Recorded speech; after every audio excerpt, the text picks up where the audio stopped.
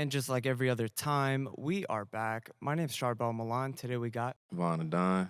and this is a time shared. So, Vaughn, I just want to go ahead and thank you so much for coming back on after we had technical difficulties. You know what I mean? When I called you, you handled it very well. And, it's great to be back here, but we'll try not to recap too much. But at the same time, we'll make sure we touch everything No, again. sure. But just before we get going, you know the drill. If you just want to get people up to speed on who you are, what you do, and everything they should know about you before we get going. Okay, my name is VonTheDon. I'm a designer here in Atlanta, Georgia / stylist. I also have a brand called MIYAGI Faith. So last time we spoke, it was about almost exactly a year ago. And I know that a lot's changed between the last year and now. And, without giving too much away up front, what are some of the things you would say that have changed dramatically since last year as far as, your fashion career goes? As far as fashion, um, I feel like my mental has changed. The way I go about situations, the way I handle certain issues, and the whole aspect of designing. I think that changed dramatically. I know like we all kind of had to reevaluate due to COVID, due to everything that's been going on in the social climate. But the crazy part is, the world keeps going. Everything keeps going. We keep innovating. We keep trying to make things better. So I know the last time we talked, you had a couple one-on-ones coming out. Everything was going good. The energy was there, and obviously the talent was there too. But I know, you've hit some milestones over the last year, and which one do you want to touch on first? I know that had a couple shout outs. You're working on a couple projects. You had a Oh, couple okay, quick okay. meetups. You was You talking want to about do like the chronological order, maybe? okay. So Maybe we could start like at January. okay, January. top of the year in January, I was working on time extension. That was like kind of my first real small mini collection I shot a video on. Um, I think right after January, I think I released that late January on my birthday. And I think COVID had just started like March. So when COVID started, it was like a whole shutdown. Like no models shooting, no photographers shooting, no studios open. And as a creator, like we need those things to stay alive, not just financially, but mentally and spiritually. And um, it was hard. Like I needed to drop something, but fabric stores are closed and like nothing was available. So what I did was I had reached out to manufacturers. This was probably like my first time reaching out to manufacturers because I do a lot of one-on-one pieces. And got the manufacturers made. It took me about a month just to get them in because of the whole COVID process, but they were still allowing overseas shipment. And I needed models. I needed to shoot, but like again, nobody could shoot or anything. So I had sent my pieces to different influencers. They used to just take home pictures, but they set up the aesthetic right. Like that was a wave. Like if you're sitting at home, you kind of like use props and just set stuff up and just take pictures. So I sent two influencers each jumpsuit.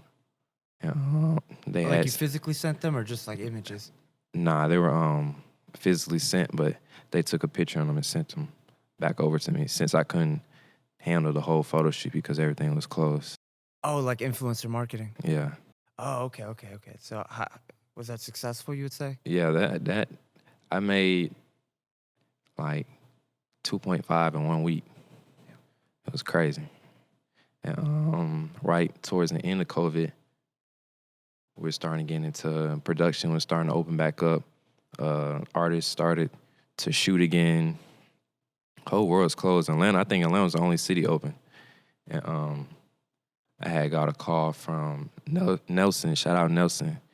He had called me and said Ian Dior and Lil Baby would be shooting a video, Asian-inspired song. So he was like, yo, just pull up on set, bring whatever you have. So I called Drew, and I told him about it, and we went to the fabric store, and we just grabbed some Asian-inspired fabric, put up on set the next day because I got the call the night before.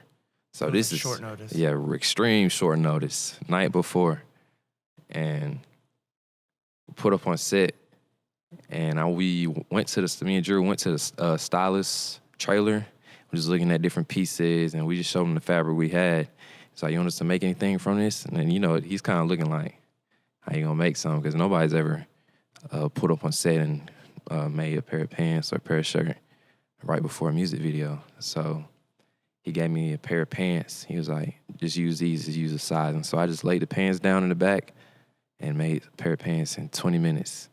And Dior got to wear them in a shoot. Okay, so, damn, okay. So do you think that that's where the beauty lies? Like when you, not necessarily when you have a short notice or when you have to procrastinate something, but when there's a pressure Mm-hmm. to make it happen. And then you pulled up on set, then it's unheard of at this Mm-hmm. point. You made a pair of pants on set right after they were put on and Mm-hmm. shot. Do you think that there's a beauty that lies in that time sensitive moment? Mm-hmm. I mean, it does, but it boils down to proper preparation, prevents piss poor performance. So if you stay ready, you know what I mean, you don't have to get ready. And also, it just got to be in you. Everybody can't do that. I see what you mean. So what bothered you the most about not being able to meet up? Was it that the fact that, like, when it comes to designing, when it comes to creating clothes, there's a physical interaction. Like, you want to put them on someone, you want to see a shoot happen, you want to start to Mm-hmm. see the vision, maybe think about what you can change. Was it the fact that, like, things were delayed? Because I know with the podcast, we tried to, do a couple of the Zoom podcasts, and it's just not the same. Like, when you're sitting down with somebody like we are right now, there's a certain energy that happens, and it just wasn't there. And I mean, yeah, you do what you have to do, but did you almost feel like there was still that void when you were trying to still, like, do fashion? You were sending them out, waiting for feedback. Yeah, I mean, I think failure just kind of helped everything out. Like there were different plays I was supposed to make with big artists that it just didn't work out. So when you have failure in the back, you learn from it and you move forward. You be able to adjust. So you had a bunch of things planned, they didn't go through? Yeah, I mean that's for everybody though. Oh, yeah, I know. You playing things out. You playing your day out and it don't go as planned, but it's just a different route. Damn, okay. So we hold it down for a little bit, you're starting to come back out. You have the incident with the pants, you're really starting to get out there. Mm-hmm. Now we're at summer. What starts happening around summertime? Summertime. What's the vibes during summer? Ooh, I'm trying to think what I was doing during the summer. It's been a lot. Okay, summer. Nah, that summer, we didn't really have a summer, so summer was kind of like pre-COVID. And then when the city started opening back up, I think I was trying to enjoy just the city scenery, just interacting with different people. So I think the summer was more so marketing for me. But towards the end of the summer, getting in the fall, I had an opportunity to work with Kanye and with his Fall Winter 20 collection, the collection he collabed with Gap with.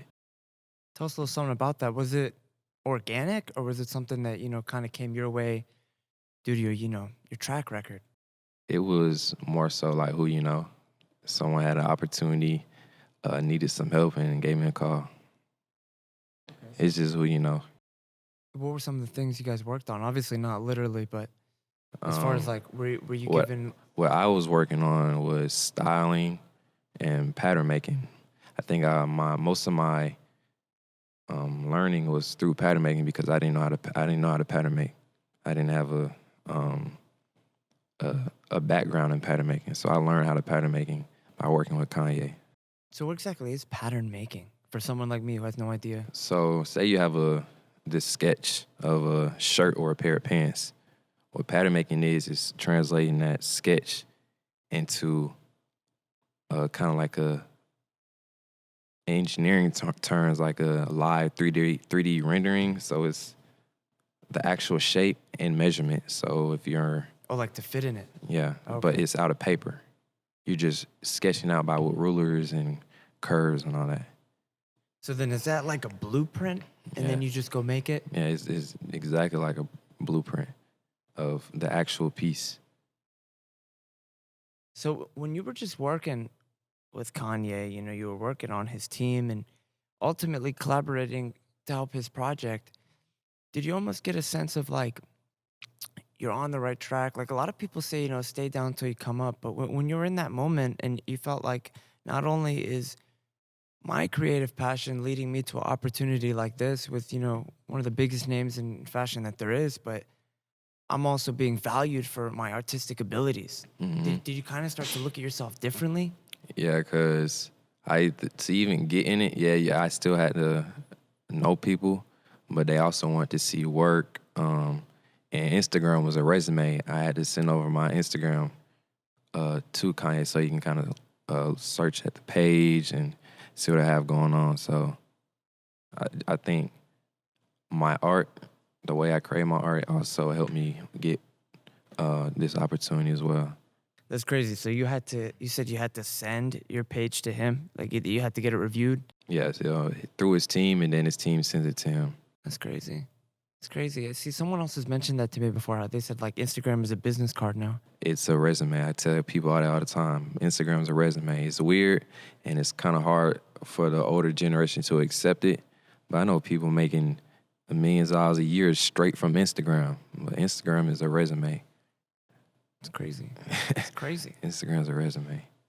So, what do you try to do to stand out from everybody else? Because I know we talked about this last time, but Atlanta's just sort of this hub where it can kind of be whatever it needs to be. And one of those things is obviously fashion. But what do you try to do to stand out here in Atlanta? Because I know, yeah, the fashion industry is on the rise, but no matter how many people are involved in any industry, you still got to work to stand out. And, you've obviously been standing out. So, what are some of the things you've been trying to do on your side to really almost trademark your work as like, oh, VonTheDon?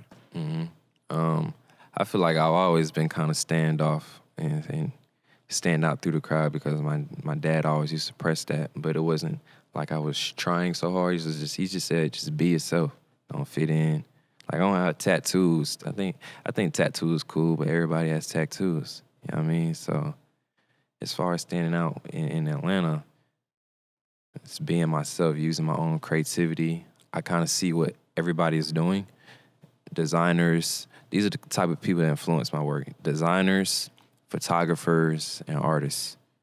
And I study those three categories because my lane is a streetwear fashion, but I'm going through the artist side. So I'm taking pieces of game from everybody, using their formulas and recreating my own formula, which is a new wave. That makes sense. So an artist can be variable a photographer can be variable B, and an artist can be variable C. You add those three, you got ABC in one answer. So I like that. I like that. yeah. So, I mean, here's the thing, man. Here's the thing. It's just always interesting because I don't know. It's like it's one thing to call something fashion. It's another thing to call it art. But then it's another thing to call it, someone's creative work. Like you can look at something and see something totally different, and then someone else could look at something and see it for something different. But it's still art. It's still fashion. But then it's like, okay, there's like this extra sub layer where it's like, okay, within the fashion, you got like streetwear, you got like a formal type of attire, you got the name brands, and I know that you've been mixing a lot of the two and you've been getting recognition for it, bro. So what would you say was the time when you realized that not only do I got to mix streetwear and incorporate my own styles, but that like networking is a big part of it? Because I remember last time we were talking about how you said that you really worked on your networking and just getting yourself in the right room with the right people and Hmm. handling the moment right, not Hmm. having that. What's crazy, I'm still networking. I have no website out. I stopped my business for, I think I'm on my month 5 right now that I haven't been doing orders. But I studied Gary Vee a lot, like my early stages of business. Um, and he always used to preach market, market, market, market. Who are you going to sell to if you have no audience? You can have 100 people on your page, 10 of them may buy, and how many will be regular customers? Now, if you have 10,000 of them, your customers go up and your usuals go up. So work on marketing rather than the actual money. Making money will not only put you in more rooms, but increase your income, fan base, whatever you want to call it. So you think it's a long-term game. So it's not necessarily about cranking a dollar right now. It's about building No, that. not at all. Especially the creators. I feel like well, me personally, what I've realized in 2020 that you can't create to get money. It's kind of like you don't want to use your gift to make money. You want your gift to make money for you. That makes sense. Yeah, like almost like people that God, what is it? They say that like an entrepreneur works for free. Like you're not, Entrepreneur works for free for yeah, sure, but that's like like it's almost like saying that it's not supposed to be about the money. making money because it ruins the creativity. It ruins the creativity. When you're making a piece, oh, I have to do this because he gave me X amount of dollars. I just feel like you don't put the same amount of energy from a piece you want to make because you genuinely want to make it. So you think that if you look at every piece and every project from the perspective of, hey, this is a creative project and I just want to have my best work out there, Yeah. then that's when the big checks come in. Yeah. See, man, a lot of people don't look at it that way. And it's pretty sad, it's pretty fucked up, but the reality is that is how you succeed. Because yeah, you want to market to people, but you also want to market something good. And then once you do market something good, like I had this conversation one time, someone was saying like, oh, would you rather have like 2 million people view a video or an audience of like 20,000 people that view everything? And I was like, I'd rather have that audience of 20,000. Not because, I mean, yeah, it'd be great to get 2 million clicks on a video, but it's like, I'd rather have people that I know are showing up to every video. They're engaged, they give a damn. And so that's what you're saying you've been feeling about. Okay. That's exactly how So where it do you is. think that goes? Like, what are you trying to do with it? Like, what you mean? Like you're trying to end up going back to selling merchandise, but right now you're focused on growing your credibility. Yeah, so a reason why my brand's been shut down. I'm rebranding the whole, not the concept itself, but the aesthetic of MIYAGI Faith and the type of clothing MIYAGI Faith will be selling. So that's a part of my rebranding. And I dropped this collection called MIYAGI Faith New Year's next month. Y'all stay tuned, fall, winter 20. So that's the new project. Yeah, MIYAGI Faith New Year's. What is that going to be a mix of, you'd say? So MIYAGI Faith New Year's is an Asian inspired name, like Chinese New Year's. And the patterns and type of designs I'm gonna be using are Asian inspired designs and Asian style patterns. Damn, dude. So those are going to be available for anybody? No, I have ready to wear that would be available for everybody. But as far as the actual pieces, it will be strictly artists or stylists pulling from me. Holy shit. Damn, dude. Okay, so here's the thing. You've been getting a lot of shout outs lately. I don't want to just brush over that. And I know one of the most recent shout outs was you were shout out by Gunna, right? Yeah. Tell us a little something about that. How'd it happen? How'd you find out? And how'd you feel? No, it's crazy. Like, the whole shout out, when I found out Gunna shot me out, it was crazy because the year 2019 is when I came to Atlanta to actually get in the scene. I had like 3 hoodies on hand, and my homeboy Aaron hit me up. Shout out to Aaron. He hit me up. He was like, yo, I got these backstage patches for Gunna. I'm like, okay, bet. So I went back. We backstage, and I've never been backstage before with any artist, and I ain't really care about artists. So I walk in, I see alcohol, I see chips, kind of snacks. It's like nothing's been touched Like yet. a green room. Yeah. So I'm like, dang, like I'm backstage and I need to get lit. I grabbed a bottle, opened it up, and started drinking it. Come to find out it was Gunna bottle, but he wasn't even. His man's walked in, he was tripping like, "Oh, you woo." I'm like, "Damn, my bad." My man Aaron, he's like, "Nah, he ain't know." So, That's crazy. So you accidentally drank Gunna's bottle. yeah, That's crazy. Okay, keep going. Holy shit. it was. I ain't know it's his. I just, what I mean, I just want to get lit. Right. But what's it called? We walked in. There was another room backstage that was connected. That's where kind of the access passes for backstage. We sat there, wait to Gunna. After he performed, I gave the hoodie to one of his mans because I don't like approaching the artist when there's a million people around. It's like a fanboy type of thing. Yeah, I fuck just, that. you know what I mean? Like, I rather approach artists when they just stand off alone. I feel like I can communicate with them better and there's not too many people looking at me. I don't really like too much attention, so. Like it takes the hierarchy away, you think? Like it just Yeah. makes you guys both people. Yeah. I like that. I like that. So it's kind of like, so say you're standing, there's an A-listed celebrity in the building.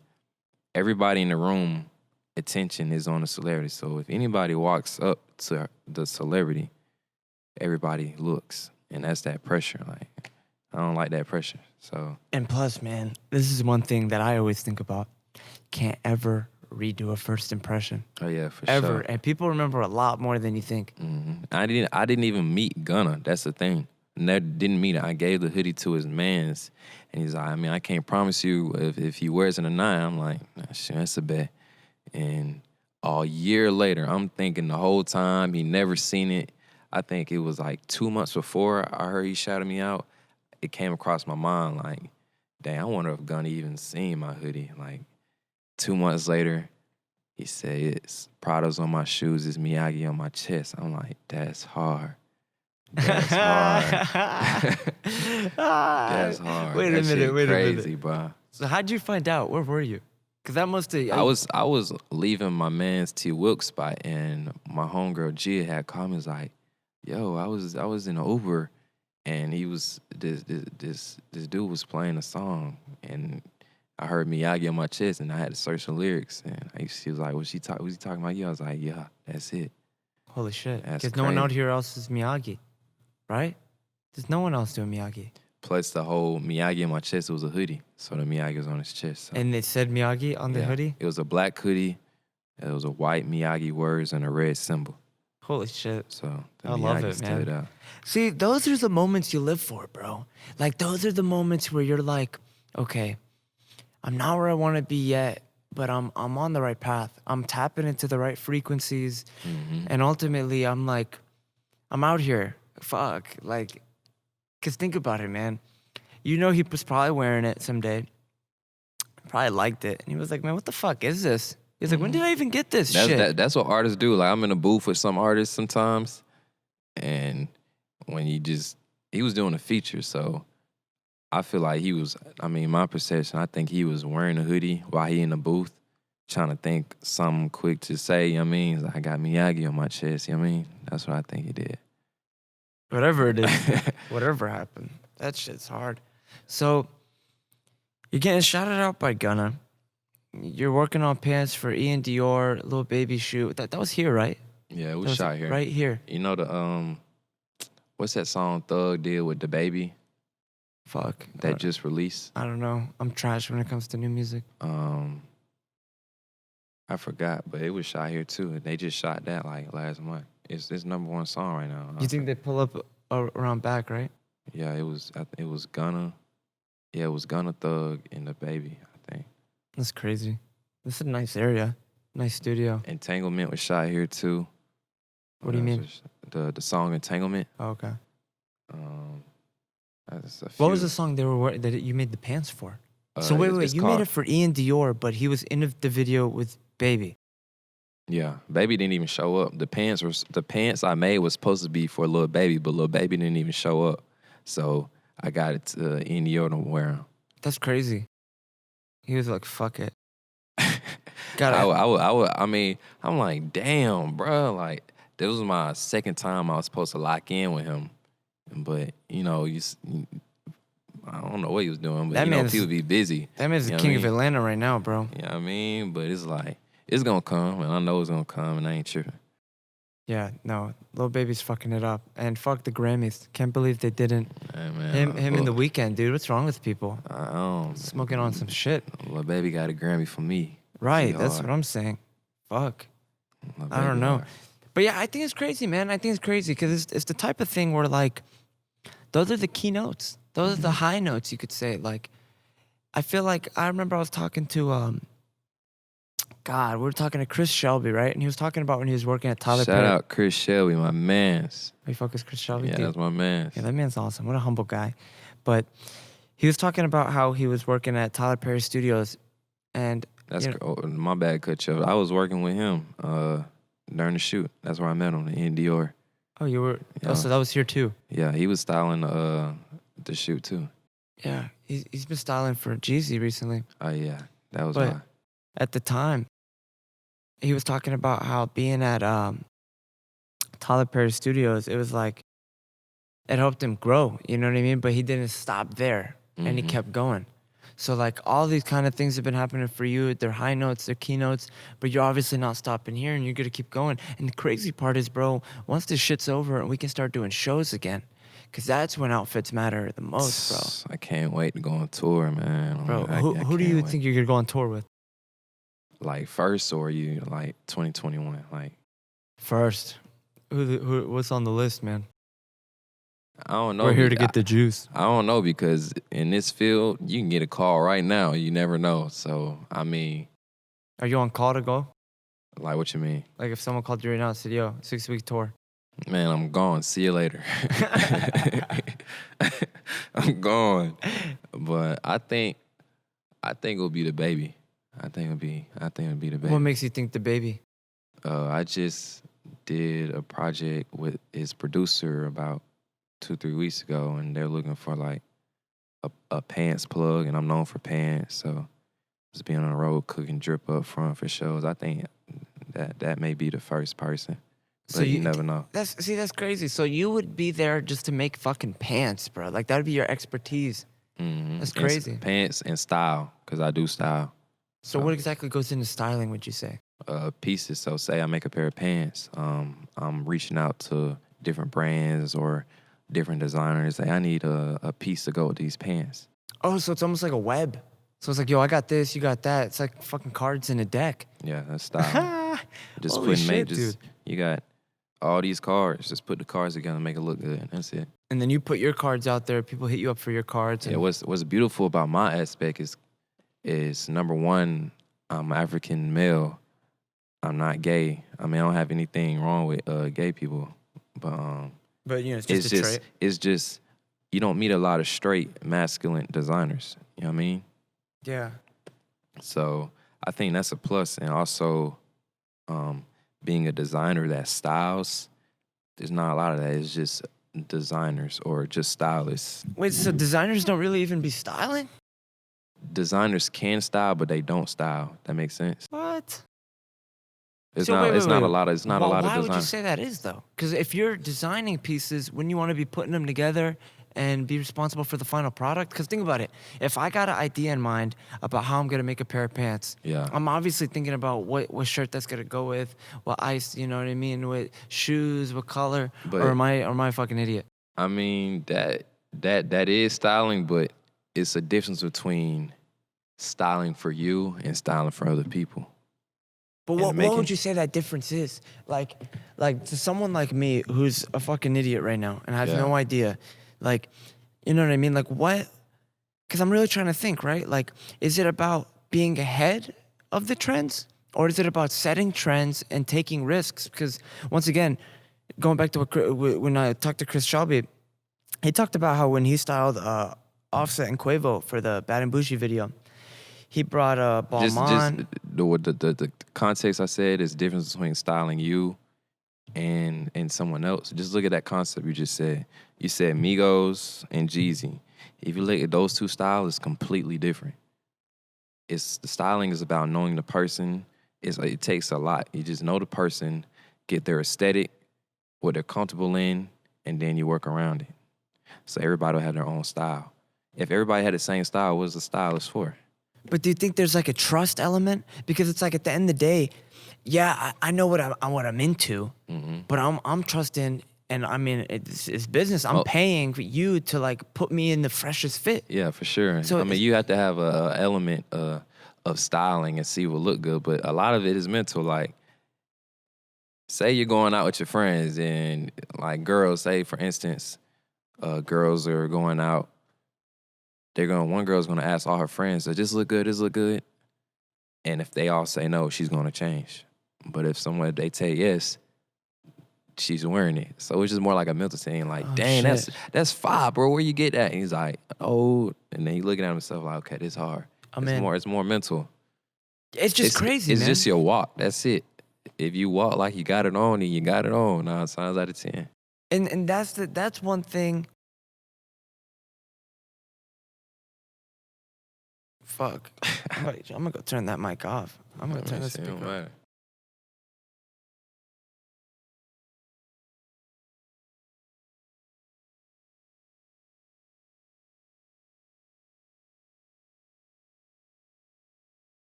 I'm gonna go ahead and say this for the record, all right? For anyone who's not gonna get to see the first one, what the fuck is up with us? Right when we hit the same time frame, some shit happens. Remember last time I had to go get the door? I was like, what the hell? Anyway, you know what I mean? Oh God. That's weird, right? Niggas don't want us to be great, man. They don't want us to be great, but we're great. We're in the fucking room right now, bro. Hella shit's been shot here, and we're lit. But anyway, so, what I'm trying to say is, like, I completely agree with you, but do you think there's a trust there? Because, Yeah, like, it's you're a bringing big new trust. brands in. Yeah, it's a huge trust because you got to remember these artists, celebrities, whoever you're working with have platforms, and people love to send other people pages and say whatever. So it's a big trust, and nobody wants to be out here looking crazy. But that's the thing, man. There's sometimes taking that risk looking crazy is what puts you up front, and then you're up next, and that's the trend. And, like, for example, right? Yeah, and it's kind of like a different kind of crazy. Like you don't want to be looking crazy as in this piece is horrible, but crazy as in dang, this is hard. Like it's kind of like I would have never thought you can even wear something like this. Kind of crazy. Oh, shit. Okay. It's like the vest. Like who in the hell would have thought 10 years ago something like a vest would be fashionable? Like a military vest. Yeah, But that shit's hard now. exactly. People like it. Exactly. It's weird, man. It changes though. But that first person who did it, they stepped out. For sure. Like Most of the time, the first person don't even get his recognitions. Trendsetters don't get recognition. They don't. It's kind of sad. It's cool. It is how it is. It's cool. People know though, but it's cool. I remember you were doing that. People laugh. People laugh at trendsetters at first until it becomes a trend. You know what's crazy about that, man?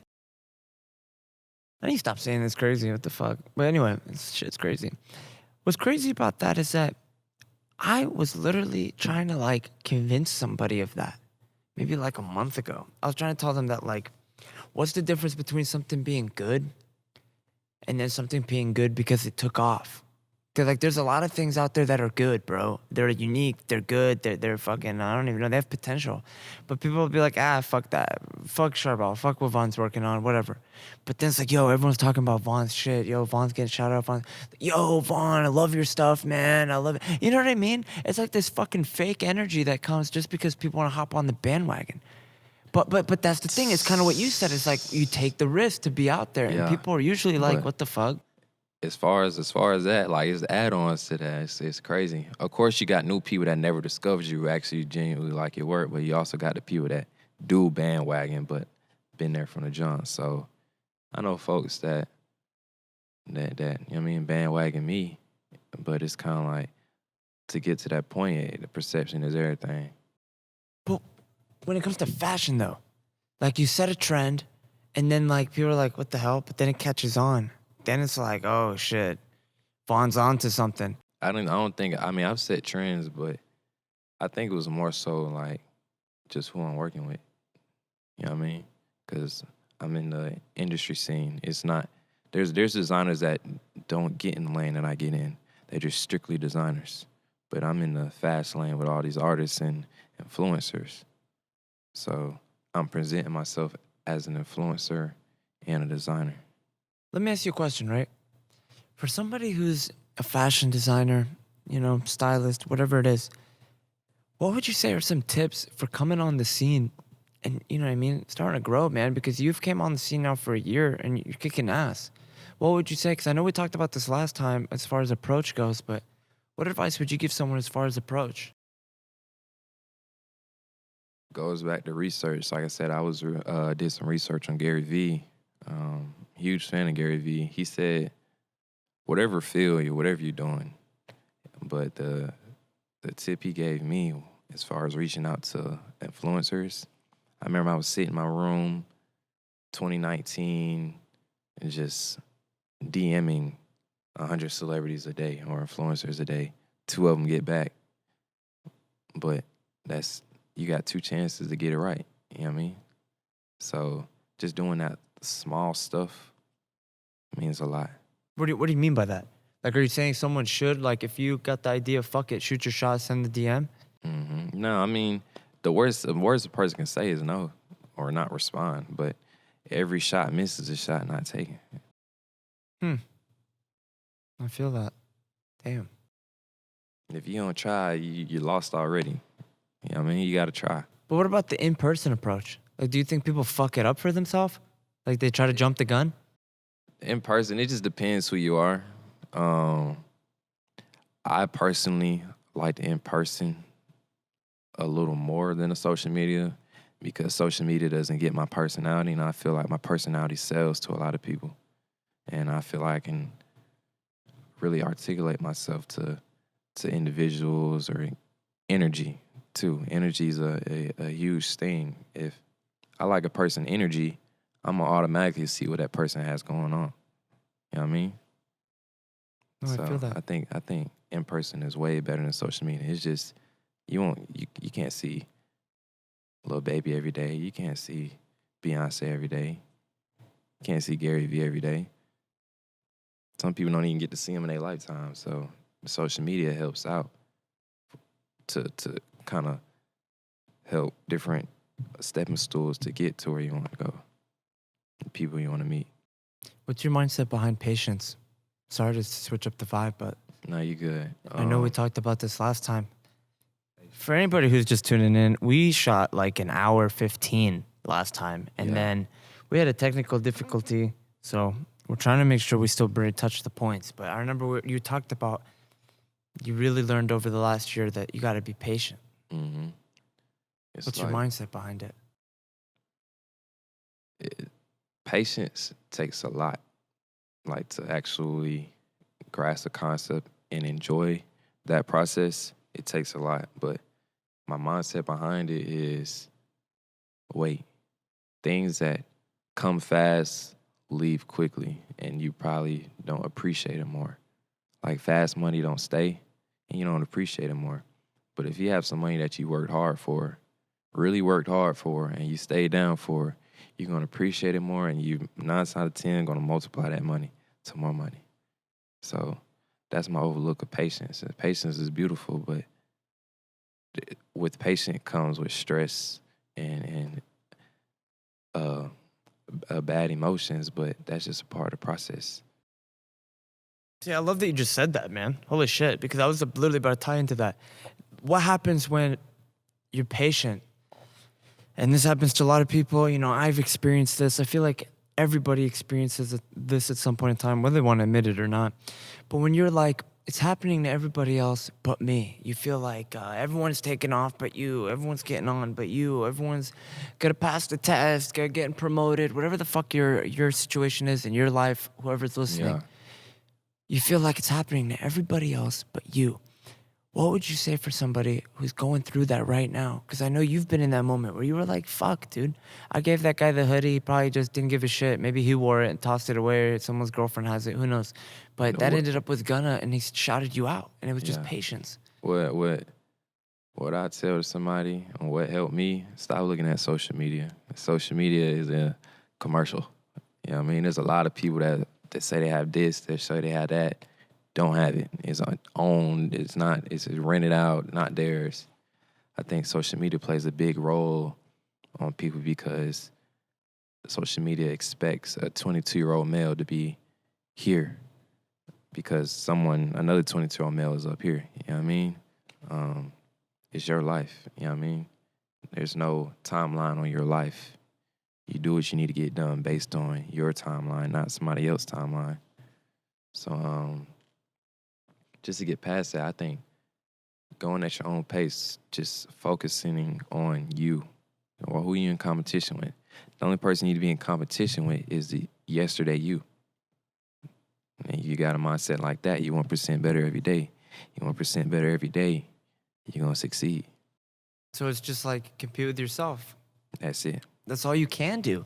Because you're so right, man. There's always going to be someone who's better or worse than you in something. Mm-hmm. Even if you're Jeff Bezos. Also, I mean, I kind of look at it like this. I play sports, so I'm real competitive.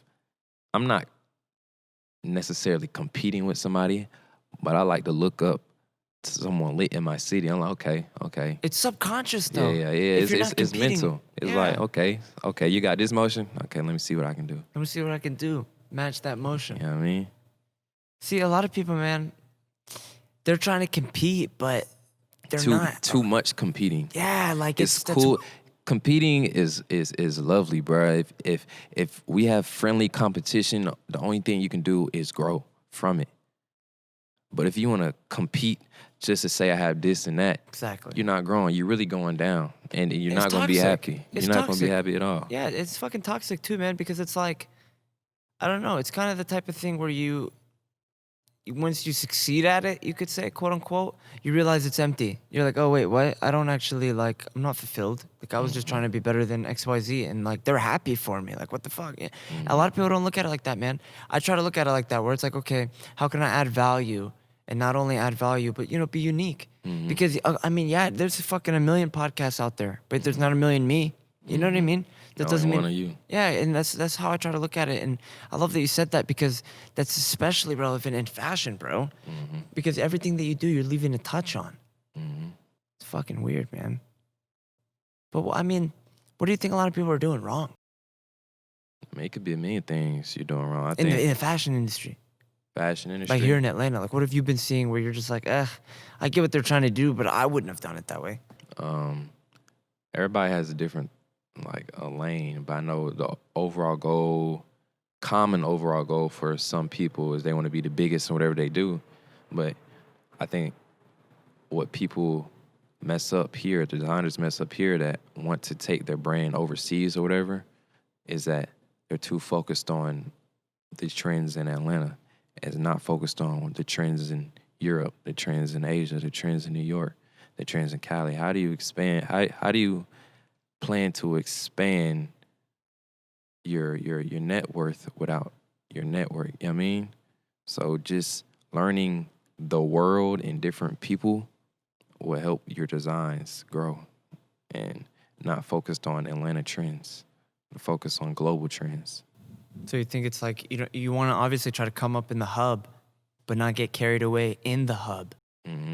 So yes, Atlanta's where I'm at, but my mindset is in Cali, New York, Paris.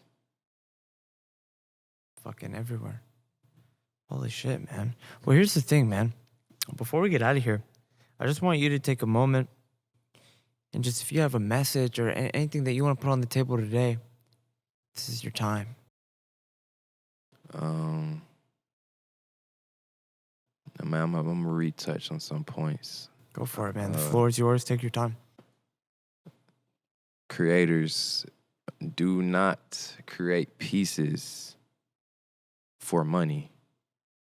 Genuinely create pieces so more money can come, which means don't worry about the money.